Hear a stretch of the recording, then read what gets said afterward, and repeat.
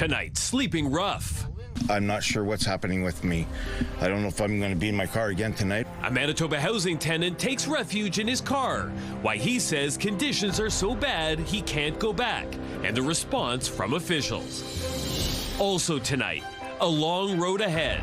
Pretty much everything must be destroyed. The massive amount of work still required to get the Dauphin Regional Health Centre back up and running.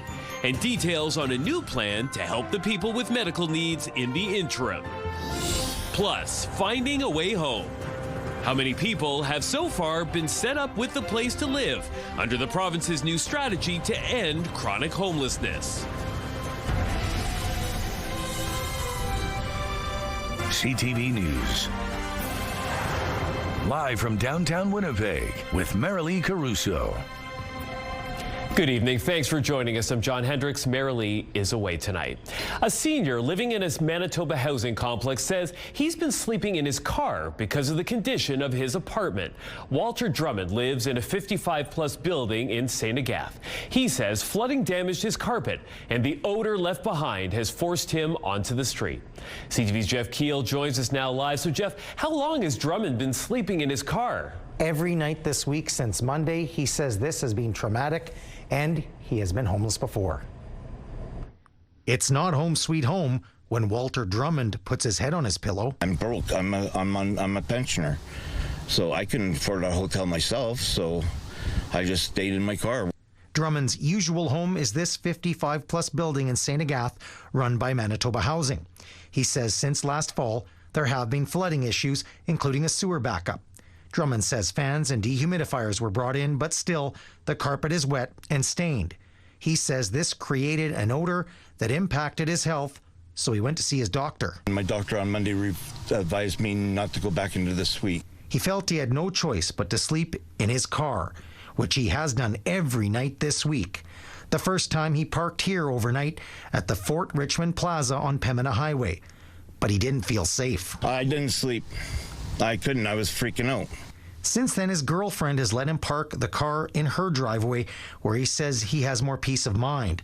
Still, Drummond believes Manitoba Housing could be doing more to fix his apartment and find him somewhere to stay. I was thinking, what has housing done to me? Like, I've been screaming at them to have a contractor come out. It appears action is being taken.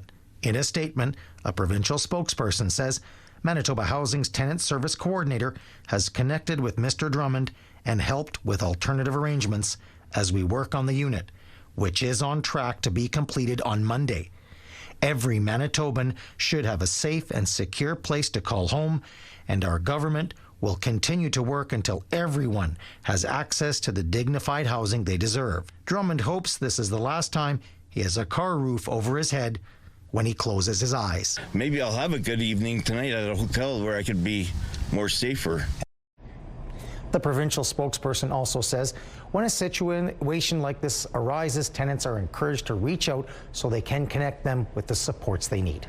So, Jeff, if Drummond's car is parked in his girlfriend's driveway, why hasn't he just been sleeping in her house? Yeah, that's a question we asked Walter Drummond. He says they've only been dating for less than 2 weeks.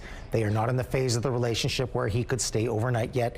It is also her late husband's house. Their son lives there too, so Drummond says he is respecting her wishes. All right, thanks, Jeff. The body of the second boy swept away in Nunavik Lake has been found. Manitoba RCMP say the body of 13-year-old Aaron O. Ramirez was pulled from the water around 7:45 last night. He was found almost 48 hours after the body of his younger brother, 10-year-old Maximo Ramirez, was found by a civilian boat. RCMP believe the younger boy fell into the water first on Saturday afternoon, and his older brother went in to rescue him. Mounties thanked the many volunteers and other agencies that helped in the search. The province says it's found housing for 249 people who had been living in encampments. It's all part of its Your Way Home initiative, launched last year with the goal of ending chronic homelessness. The number is an increase from the 186 people that had been announced in February. Housing Minister Bernadette Smith says the province has moved the individuals into transitional and permanent supported housing with the assistance of local partners. But in April, and Homelessness Winnipeg said the number of people becoming homelessness in the city was rising faster than efforts to find them stable housing. The Manitoba government says it's hoping to find housing for 700 Manitobans living in camps by 2031. Meanwhile, we're learning more about the number of fire calls where it's believed homelessness could be a factor. Data from the city shows crews have responded to 286 fires related to homelessness this year. There were 734 in 2024 and 580 last year. A city spokesperson says this includes encampment fires, some vacant building fires, and outdoor fires. While Winnipeg Fire and Paramedic Service doesn't specifically track fires near rivers, 13% were within 25 meters of a riverbank. The Manitoba government and the city of Winnipeg have implemented plans to address homeless encampments, legislating where they can be legally set up and working to find homes for unsheltered residents. We're learning more today about the extent of damage at the Dauphin Regional Health Center. As we showed you yesterday, the hospital was hit hard by flooding, forcing the health region to close it. Now the cleanup is underway, and officials say there is a lot of work to be done. Joining me now live is CTV's Taylor Brock. So Taylor, what are the conditions like now? Well, John, there's still flooding in the basement, a buildup of silt and plenty of debris. There's still no timeline for when it'll all be up and running again. Yes, pretty much everything must be destroyed. There are some of newer aspects of the mechanical system that, the engineers are assessing to see if any of it can be cleaned, reused, but for the most part, most of it will need to be thrown out. Countertops and other services need to be replaced before the center reopens its doors to ensure clinical grade infection control. Slate says that although the damage is extensive, there's actually no structural integrity concerns. However, laundry, food services, a pharmacy and medical device reprocessing were all impacted by the flooding. The basement also houses computer servers which serve not only Dauphin but other parts of the region as well. We also learned today how patients considered low acuity will be helped in Dauphin. Health officials intend to set up a patient service center in the city. People will be able to get their blood drawn, x-rays taken, and EKGs done just as long as their condition is not serious and would not have to be treated in an emergency department. So Taylor, how much is it going to cost to repair all of this damage? Well, the health authority says it's still too early to know that information. It's actually still in the assessment phase. It says getting into some areas of the basement's been challenging due to water still being in the crawl space as well as accessing ducts. So that full extent hasn't been determined yet. Now, meantime, for folks, if you are looking for further updates on the closure, you can actually take part in a virtual town hall. That's happening on July 30th at 6:30 p.m. That's when folks will have a chance to ask questions and hear directly from Prairie Mountain Health and Shared Health. Registration is required. You can visit by using that URL on your screen, or you can head to Shared Health's website or social media. All right, thanks, Taylor. If you're driving downtown tomorrow, you may need to find an alternate route. Southbound Gary Street will be shut down at 7 a.m. on Saturday because of construction on a nearby building. Now, it impacts vehicle traffic between St. Mary and Graham Avenues. However, the bike path and east sidewalk will remain open. The route reopens Saturday at 4 p.m. Then on Monday, commuters taking Highway 59 south of Grassy might be impacted by RCMP or ramp closures. Both the exit ramp from southbound Lajmodiere Boulevard to Concordia Avenue and the on-ramp from Concordia to southbound Lajmodiere will close for 6 to 7 weeks. The city says this is because of ongoing rehabilitation work. CTV weather specialist Colleen Brady joins us now with a first look at your Skywatch evening forecast. And I know you're following some pretty serious weather, Colleen. Potentially, yes. We have thunderstorms that moved across southern Manitoba throughout the course of the day, tripped off by a trough of low pressure associated with a low pressure system that brought rain to the north. Well, we're still seeing those thunderstorms right along the international border in southeastern Manitoba and into northwestern Ontario. So a tornado watch has been issued, so no tornadoes are occurring occurring at this point, but conditions exist that thunderstorms could develop that do have the potential to produce tornadoes. That watch comes right up to Winnipeg's doorstep on the eastern side. The city is not under that watch, but areas to the east and then back across northwestern Ontario. But Winnipeg very much is now under an expected heat warning. That includes much of southern Manitoba out to Brandon and the Saskatchewan border and beyond. I'll have more details on how hot and humid it's going to get and how long this heat is going to last. That's to come. Let's take a look right now through the CTV Live Eye. It's brought to you by Bath Fitter, your bath and shower experts for more than 40 years. In Winnipeg right now, it's 30. It feels like 40. A little cloudy out there. Keep that in mind if you're heading out to the Bomber game. There is the risk of a thunderstorm this evening anyway. Winds out of the west-southwest, 14 kilometers an hour. The pressure's rising and the humidity right now, John, is 69%. Thanks, Colleen. Mounties are investigating a string of suspected arsons at a First Nations community in the Interlake.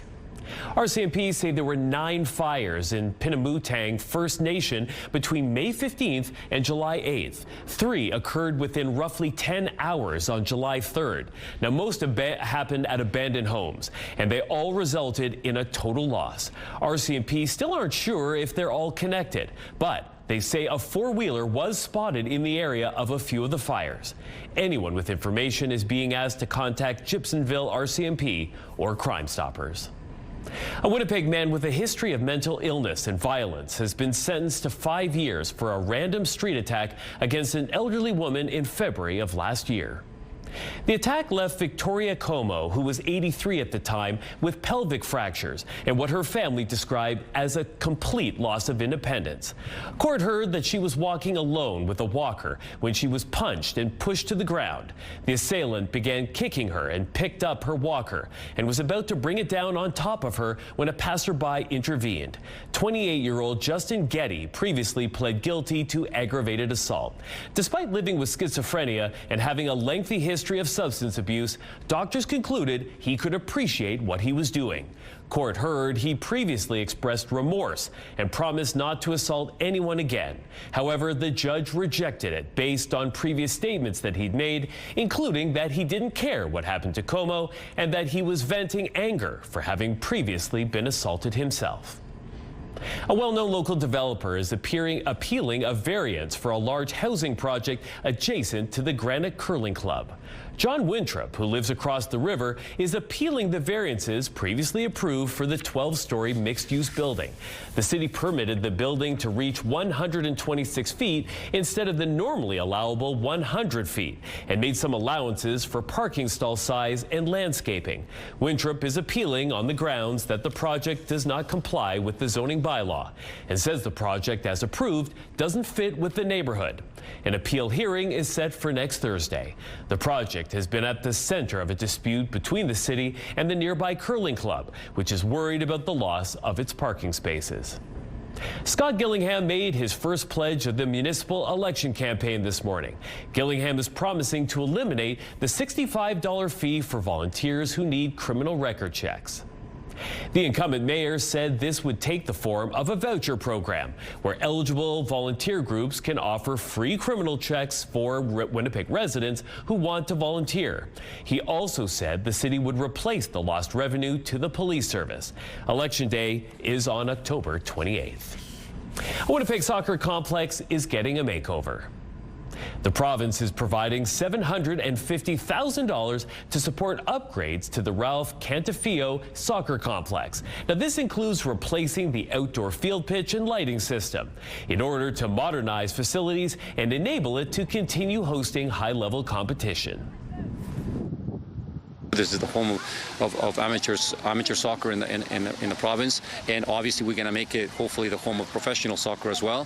So at the end of the day, all of that partnerships, all of those partnerships will help to improve the facilities, will improve the experience for the people that come to play here, including the fans who are coming to see the game.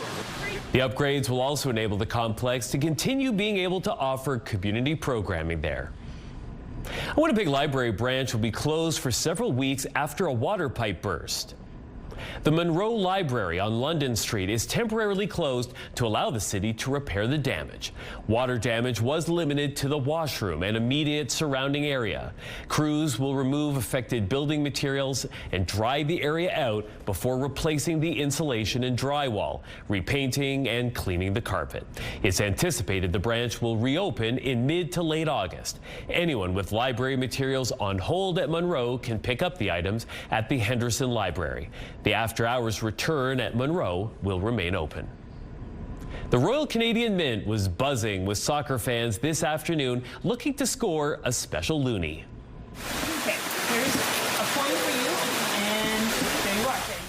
This $1 FIFA World Cup coin features the 2026 World Cup emblem, the 2 Canadian host cities, and a maple leaf mosaic. Canadian artist Glenn Green is behind the design. If you missed today's coin exchange, well, you have another chance this Saturday and Sunday from 9 a.m. to 4 p.m. at the Mint's Boutique. Well, still to come tonight, President Donald Trump is going ahead with a new double-digit tariff on dozens of countries, including Canada.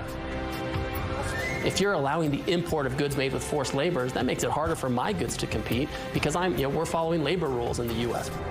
Why Canadian leaders are rejecting the justification when we return. With the threat of a strike looming, WestJet is giving some travelers a chance to change or cancel their bookings. Passengers with flights scheduled for July 30th to August 4th can make a one-time change or cancellation free of charge. WestJet says the move is to give customers more flexibility and peace of mind. Last week, the airline's cabin crew voted over 99% in favor of walking off the job. 4,400 workers could legally go on strike on August 2nd. A mixed day on the markets. Crude oil lost $2.88. The loonie slipped to 70.96 cents U.S. Gold futures added $20. The TSX gained 176 points. The Dow Jones rose 235, and the Nasdaq lost 161. Today is the deadline for federal workers to apply for an early retirement program. In December, roughly 68,000 public servants were given notice that they were eligible for early retirement. So far, more than 9,000 workers have applied. Federal workers approved for early retirement will need to leave by January of next year. The Trump administration showed it's determined to continue its tariff agenda, imposing a new global tariff designed to take the place of a temporary 10% tariff that expired today. The replacement tariffs will apply to goods from Canada, the European Union, and nearly 60 other countries. CTV's Judy Trin, how it will affect Canadian businesses and the justification behind it. Come with me. The Prime Minister in Newfoundland promoting domestic tourism as the U.S. unleashes new tariffs on 60 countries. Even if you're a country that probably doesn't have forced labor yourself, if you're allowing the import of goods made with forced labor, that makes it harder for my goods to compete because we're following labor rules in the U.S. The Section 301 or forced labor tariffs of 10% replaces the previous global tariffs struck down by the Supreme Court. I thought the decision by the Supreme Court was not a good one, but we have many forms of tariffs. The forced labor tariff will impact Canadian goods not covered under CUSMA. The federal government says it's unjustified. There is no daylight between us and the U.S. On our resolve to end forced labor. And we have actually active legislation on the House of Commons floor to take the next steps on that. We were not surprised. This is about leverage rather than about law. The majority of Canadian exports will not be impacted by the 301 tariffs, but this professor of international law says smaller businesses will feel more pain. More and more small and medium-sized Canadian businesses found that when they wanted to get certified that they would be exempt, that they weren't. Those are the people that are going to be affected yet again. Donald Trump has threatened to levy broader and bigger 50% tariffs on Canada in August. Meanwhile, today, he once again threatened to issue new tariffs over wildfire smoke. Judy Trin, CTV News, Ottawa. Canada held a subdued celebration today to mark the opening of the Gordie Howe Bridge, one spanning the troubled political waters of Canada-U.S. relations. Canadian officials from all three levels of government attended the event in Windsor, but there were no U.S. representatives, highlighting the tensions over tariffs amid renewed taunts from Donald Trump. Here's CTV's Adrian Gabriel. A ribbon cutting a quarter century in the making. Behind us stands one of the most significant infrastructure achievements in Canada's history. Billed as a towering beacon of trade and prosperity, the Gordie Howe Bridge spans 2.5 kilometers. It cost Canadian taxpayers $6.4 billion, and it took more than 20 million hours of labor. As the sun shined down on today's proceedings, clouds of controversy swirled. We prepare to welcome first crossings on Monday. Okay. While literally bridging two nations, only one anthem was sung on this day. And President Trump has threatened new tariffs just this month, but Team Canada has never been more united. The glad-handing scheduled between Canadian and U.S. government officials, originally planned, put on ice amid a renewed tariff dispute. We all know who that person might be if we were going to check, if Gordie was going to check one person into the board. President Trump posting on his Truth Social account today that Canada disinvited the U.S. to the opening of the Gordie Howe Bridge, which is fine, considering that they are paying substantial tariffs to the U.S., but the original deal on the bridge, which was terribly negotiated by a previous administration, no longer stands, though the original deal was between Canada and the state of Michigan. These agreements are in place. A group of kids broke the ice with a game of road hockey on the bridge, even though some of the sticks in hand have been slapped with a 50% tariff by the Trump administration. The focus on this day was also on the bridge's namesake, one of Canada's greatest sporting exports to the U.S. He wouldn't be happy with the tensions that are going on. Your father was a fiercely proud Canadian. What message would he have for the current trade turmoil between the U.S. and Canada? Get together, have some common sense, work it out. While 30-plus members of the Howe family deservedly soaked in the occasion, on this day, fault lines in the cross-border connection, forged in Canadian and American steel, have emerged. Even with a clear road ahead, the future path for this trade route, now spanning troubled waters, remains murky. The contentious crossing is finally scheduled to open to cross-border vehicle and pedestrian traffic this coming Monday. Adrian Gabriel, CTV News, Windsor, Ontario. Raging wildfires in BC have triggered a new challenge. The province is experiencing power outages, in some cases far from the flames. BC Hydro says smoke and ash from the wildfires near Clinton, north of Vancouver, could be causing flickering lights and power fluctuations across the province. Crews are unable to access the site to make repairs. Now, those fires are among more than 100 that the province is battling. Some positive news from Ontario, where no new wildfires were reported in the last 24 hours. There are 177 active fires burning in the north, forcing more than 1,800 people from their homes, a vast majority of them from Indigenous communities. Overseas, wildfires are raging in Europe, forcing thousands to evacuate in France as intense heat grips the region. Maggie Ruley has the latest. Wildfires raging across Europe are forcing more than 70,000 people to evacuate. Flames engulfing beaches in southwest France, as authorities order the evacuation of the entire peninsula of the popular hotspot Cap Ferret, just southwest of Bordeaux. 32 fires across France, burning almost 3 times as much land compared to this point last year. Thousands of firefighters fighting the fires from the ground and the air. 2 firefighters were killed earlier this week. The flames fueled by another prolonged heat wave across southern Europe. Officials in neighboring Spain are warning of extraordinary danger and declared a national emergency in the area around Madrid. Several regions in Greece are on the highest alert level for wildfire danger. And officials are warning these dangerous fire conditions will continue, with high wind and high heat expected to last for days. Maggie Ruley, ABC News, London. To the Middle East, where there is no let-up in the fighting between the U.S. and Iran. The Americans say they conducted a 13th straight night of strikes. Hours later, drones targeted a city in northern Iraq where U.S. forces are stationed. 5 of the UAVs were shot down. No injuries or damage were reported. Bahrain also reported that it intercepted Iranian aerial attacks, but did not say if there were any casualties or damage. Donald Trump said today that he doesn't think China or Russia are participating in the Iran war, but the U.S. president warned that if they did get involved, it would, quote, be very bad for them. A terrifying moment was caught on camera off the coast of Washington state. A tourist seaplane with 11 people on board crashed into a small island, and incredibly, they all survived.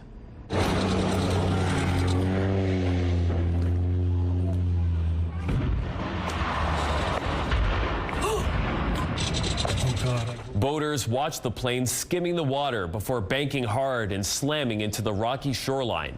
The plane then burst into flames. Some boaters rushed to the scene to help. The pilot and all 10 passengers managed to get out safely, although one person is in critical condition. The cause of the crash is being investigated. An Alberta man was slapped with a huge fine after he was caught speeding nearly 3 times the speed limit on a BC highway. The 20-year-old driver was clocked at 230 kilometers an hour in an 80-kilometer zone. He was later tracked down at a campground, ticketed, had his license suspended, and had his Audi impounded. Police say the driver was also fined nearly $1,000. A little bit nerve-wracking, but, felt confident every time we went out there. But it was just a sight to see.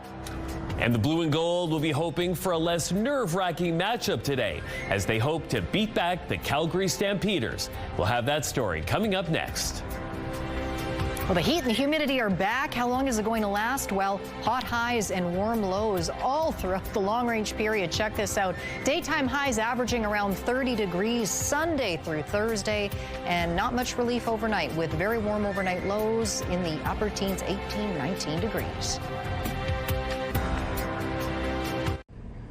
The Winnipeg Blue Bombers are finding new and very exciting ways to win close games this season. And it could be another nail-biting finish tonight at home against the Stamps. CTV's Daniel Halmerson gets you set for the big clash against Calgary. The Winnipeg Blue Bombers defense made some big plays when it mattered in a comeback win in Ottawa Sunday, including this goal line stand by linebacker Kyrie Wilson and company in the third quarter to help keep the game within striking distance. We feel like from that stance that, we'll build, just keep building from there and just, have that mindset. The Bombers clawed back from a 26-9 deficit with 17 unanswered points in the fourth quarter to force overtime, and the D secured the win thanks to a pass knockdown by safety Retta Cramdy. A little bit nerve-wracking, but felt confident every time we went out there. But it was just exciting to see and just just good play on both sides of the ball. That play happened in the CFL's first ever 2-point conversion shootout. It's a new rule that eliminates ties in heart-stopping fashion. These new rules, I like them. I think there's a lot of great feedback from all over the CFL world. The 36-34 victory wasn't the Bombers' first last-second win this season. They beat the Calgary Stampeders in Week 1 thanks to a walk-off field goal by Sergio Castillo. Don't matter if you win by a mile or quarter of a mile, right? A W's a W, right? The 2-4 Stamps will look to even the season series Friday night here in Winnipeg, armed with the league's top offense led by quarterback Vernon Adams Jr. You got to stay locked into your assignment for a very long time. If the protection breaks down and he gets out of the pocket and starts moving around, it can be very, very tough. The 4-2 Bombers will counter with Drew Brown under center, and if history repeats itself, this game could be a close one. All the games against Calgary seem to be very, very tight and down to the wire. Kickoff from Princess Auto Stadium goes at 7:30. Daniel Halmerson, CTV News, Winnipeg. Well, ahead of tonight's game, the Calgary Stampeders are issuing an off-field challenge to Bombers fans. For Winnipeg fans, let's paint Calgary blue. Stamps president Jay McNeil is inviting CFL fans to flood Cowtown with their team's colors this November. Calgary's hosting the Grey Cup and surrounding festival, and the host team wants you to be there to show your home team support. Along with traditional events like team parties and pancake breakfast, the Calgary Grey Cup committee is adding some new fan fun. But we're also doing a number of new events, some unique ones as well. From a rodeo on the Saturday, we're going to have 2 rodeos. We're going to have concerts every night. You know, the arts are going to play a big role. There are also plans for the first ever Girls in Sports Summit at the Grey Cup. The Grey Cup Festival kicks off November 11th to the 14th, with the 113th Grey Cup hitting the field November 15th.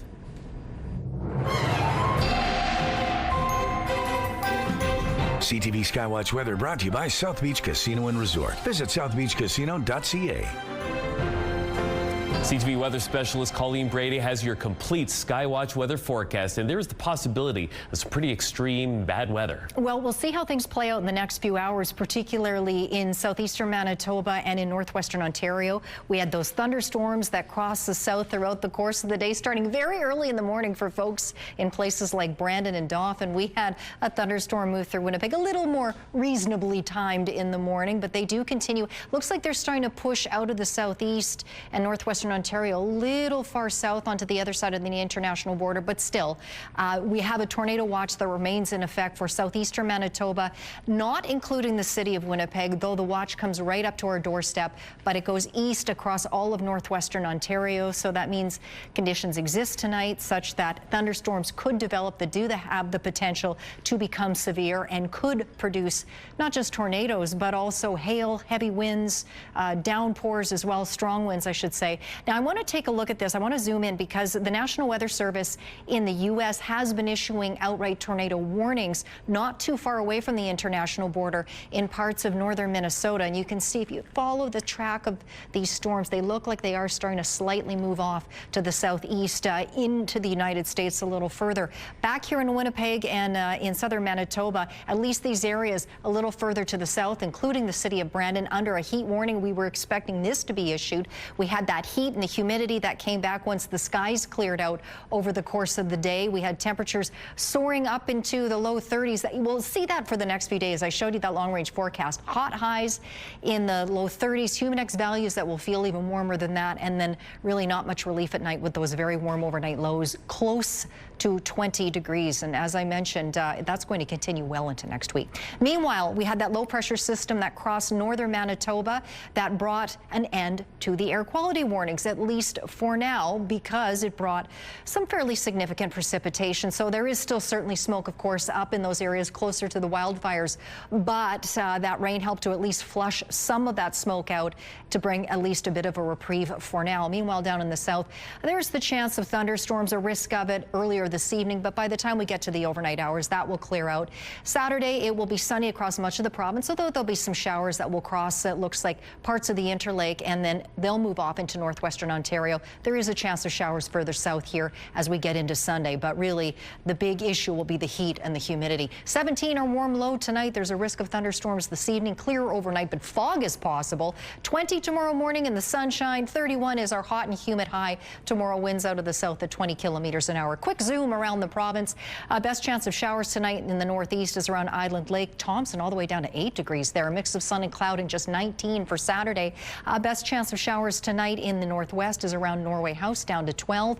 Cloudy for Flin Flon and the Pas tomorrow, 20 degrees. In the southwest tonight, look out for fog. Otherwise, it will be clear overnight. Brandon down to 16, 15 overnight for Dauphin. Chance of showers there tomorrow up to 30 degrees. Brandon 32 in the sun. Winnipeg in the southeast, clear but possibly foggy overnight. We've got these areas to the southeast of the city seeing thunderstorms close to your regions now. Sunny tomorrow, hot highs in the low 30s. And in northwestern Ontario, there's a good chance of showers or thunderstorms around the region tonight. And then a lesser chance, but there's the possibility of showers tomorrow in Kenora and in Dryden. Hot highs in the upper 20s. This is what it looked like out on Lake Winnipeg at 9:30 this morning. The choppy water there out from Andrew's perspective in Bel Air. And this is the smoky sunrise over the Red River in St. Norbert. That photo is from Susan. Email is yours to winnipegweather@ctv.ca. As you get older, you have to continue moving, or otherwise you just fall apart. Move it or lose it. What a new study has to say about the connection between keeping active and keeping your brain healthy. When you're a kid, summer is a time of great relaxation. There's no school and plenty of time for rest and leisure activities. For parents, though, that isn't necessarily the case. Many of the same responsibilities are there, and many parents, often women, will find they actually have more on their plates than they did during the fall. So joining us now to talk a little bit more about this is nutritionist and health coach Andrea Cates. Andrea, thank you so much for joining us. Thanks so much for having me on today. Now, you say that many women over 40 actually feel more exhausted in July than they did in June. Why is that? Right. I think there's a few different things. I think that there's disrupted routines, right? And so I think that plays a huge part. When we have disrupted routines, we might not be sleeping as much, we might not be hydrating as well, and our blood sugar might be taking a few ups and downs. And all of that can really play on our energy. And then we also have the disrupted routines of the people in our household, right? So maybe that's vacation time, kids going to camp, more driving, trying to make this amazing summer for everybody full of great memories. And our own personal health and wellness can get lost in the shuffle with all of it on our plates. There are so many decisions that we have to make throughout the day. What role does that play in making women feel depleted? I would say that the sort of silent load of summer is really intense, especially on women. And we think about decision fatigue as something that is only big decisions. But if we really start to think about all these sort of minor decisions that come into play on a day-to-day basis, some of us are making hundreds, if not thousands, of decisions throughout the day. From what are we going to eat to what is everybody going to wear? What are we doing for the day? What happens if the weather changes? There's so many different decisions that have to be made. And some of them are really minor and some of them are huge. And some of us are also living, in this sandwich generation where we're taking care of our aging parents. And that just multiplies those decisions so much more. And by the time 4 o'clock, 5 o'clock runs around, we feel exhausted. And we often think it's because it's so hot, right? We're in a heat wave yet again starting this weekend. Maybe that's why I feel so tired. But our body actually does get physically exhausted from having such a large mental load on our plates day in and day out. So how can we reduce that burden and the stress that comes with it?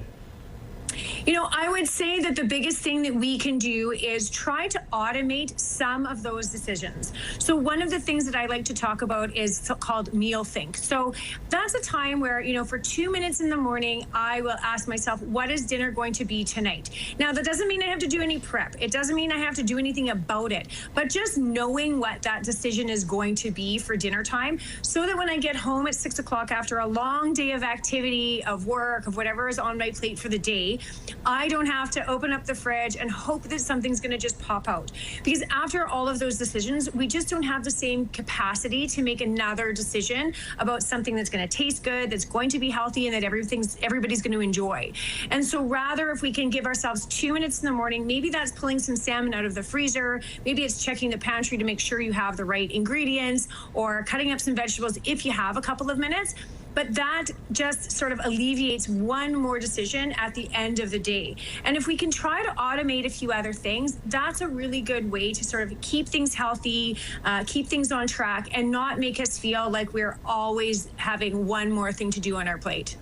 Now, if you find yourself at the end of the day, or at least closer to making meals, and you haven't done any of that prep work, is there something that you can do to sort of reduce that stress, maybe just sort of roll with the punches, so to speak?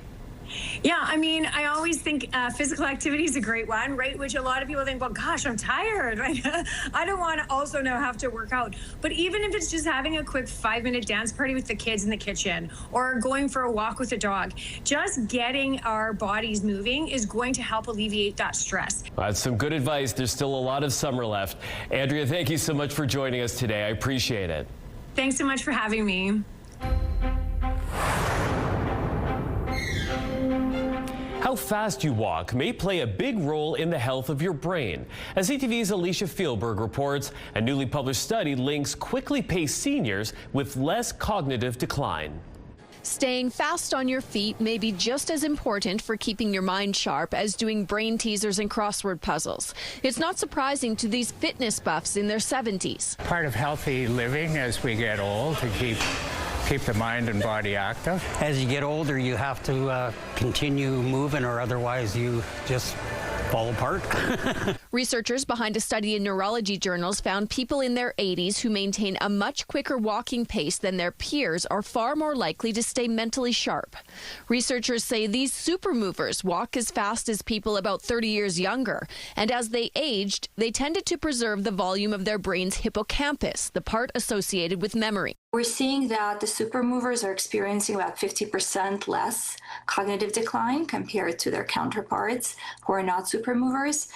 That's pretty significant. At the average walk speed for people in their 80s, you can cover a kilometer in about 19 minutes. Super movers may be able to walk a kilometer in about 14 minutes. I would recommend going 4 miles an hour, which is 6.4 kilometers an hour, or greater on the treadmill. While this latest study focuses on walking, other research indicates the type of movement doesn't matter so much as long as you stay active. We still go out at night and we go dancing on the weekends and stuff like that, so we're trying to keep young. Since I've retired, I'm at the gym more. Pickleball the other 2 days of the week. I think maybe it helps to prevent dementia a little bit. If you're consistent and keep up the pace, it could pay off for both your muscles and your mind.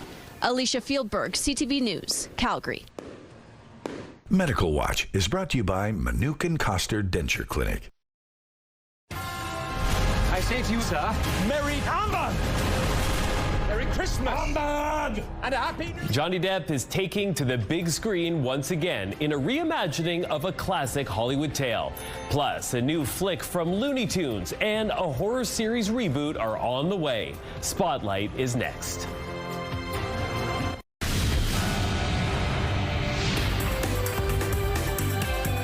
Spotlight sponsored by the Casinos of Winnipeg, presenting Nearly Neil and the Solitary Band. Fairs, festivals, live music, and more. Here's a look at just some of the events taking place in Manitoba this weekend.